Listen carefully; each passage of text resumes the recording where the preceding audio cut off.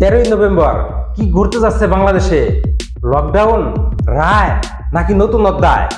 আসসালামু আলাইকুম, বাংলা দর্পণে আপনাদেরকে স্বাগত জানাচ্ছি। আজকে আমরা এই বিষয় নিয়ে আলোচনা করব এবং ভিতর থেকে জানার চেষ্টা করব আসলে 13ই নভেম্বর বাংলাদেশে কি হতে যাচ্ছে। তাই ভিডিওটা একটু স্কিপ না করে সম্পূর্ণ ভিডিও দেখার অনুরোধ রইল। চলুন আমরা 13ই নভেম্বর সম্পর্কে সমস্ত সবকিছু জানার চেষ্টা করব।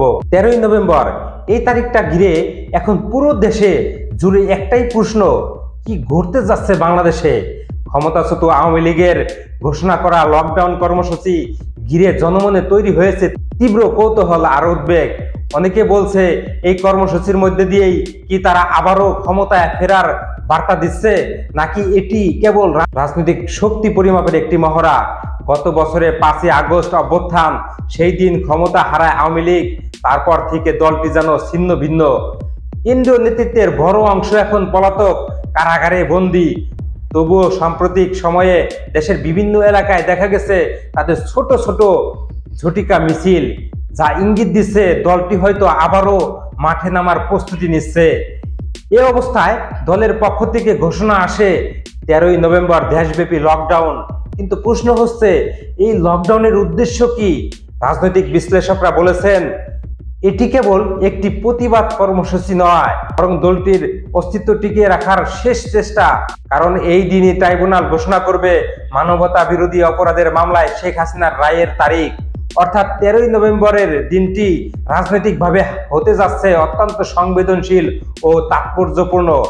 এর মধ্যে আইন শৃঙ্খলা বাহিনী, সেনাবাহিনী বিচারিক ক্ষমতা সহ মাঠে রয়েছে। তারা বলছে দেশের স্থিতিশীলতা বজায় রাখতে প্রয়োজনে কঠোর পদক্ষেপ নেওয়া হবে। অন্যদিকে 11ই নভেম্বর জামায়াত নেতৃত্বাধীন ইসলামী জোটের কর্মসূচি দেশ জুড়ে আরেকটি অনিশ্চয়তা তৈরি করেছে। ফলে 13ই নভেম্বরের আগে পরে সহ সারা দেশে পরিস্থিতি কোন দিকে মোড় নেবে তা এখন সবাই দেখছে, চোখ রাখছে। রাজনৈতিক বিশ্লেষকরা বলছে অন্তর্বর্তী সরকারের প্রধান লক্ষ্য হওয়া উচিত আসন্ন নির্বাচনকে সুষ্ঠু, অবাধ ও গ্রহণযোগ্য করা। যে কোনো দল যদি এই নির্বাচন বাধাগ্রস্ত করতে চায় তাহলে দেশ আবারও অস্থিতিশীলতার দিকে ধাবিত হবে। তাই এখন দেশের মানুষ জানতে চায় লকডাউন, রায় আর রাজনৈতিক সমীকরণের ভিতর দিয়ে বাংলাদেশ কোন পথে যাচ্ছে। 13ই নভেম্বর হয়তো কেবল একটি তারিখ নয়, এটি হতে পারে বাংলাদেশের রাজনীতির একটি নতুন অধ্যায়ের সূচনা। আপনি কি মনে করেন লকডাউনের আড়ালে কি অন্য কোনো বার্তা লুকিয়ে আছে? কমেন্টের মাধ্যমে আপনার মতামত জানাতে ভুলবেন না। বন্ধুরা, এই ছিল আজকের ভিডিওটা। কেমন লাগলো কমেন্ট করবেন। যারা এখন পর্যন্ত আমার চ্যানেলটি সাবস্ক্রাইব করেন নাই, সাবস্ক্রাইব করে দিবেন। আর যারা অলরেডি সাবস্ক্রাইব করেছেন তাদেরকে জানাই অন্তরস্থল থেকে ভালোবাসা। আপনারা ভালো থাকবেন, সুস্থ থাকবেন। আল্লাহ হাফেজ।